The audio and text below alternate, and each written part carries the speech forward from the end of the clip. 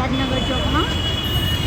તેમ બધું જ મસ્ત મળે છે, ઇડલી, ઢોસા, મેંદુવડા. પણ મારે તો ઇડલી ખાવી હતી એટલે મેં આજે ચા પીવા આવી ગયા છે, એ પણ કઈ જગ્યાએ નાના મોવાએ. તો અહીંયા ભાઈજી આપણે ચા બહુ મસ્ત બનાવે છે.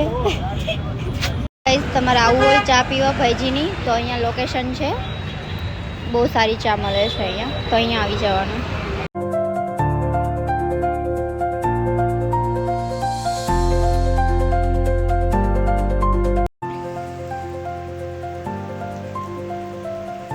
ગાઈસ, શિયાળામાં બી વરસાદ.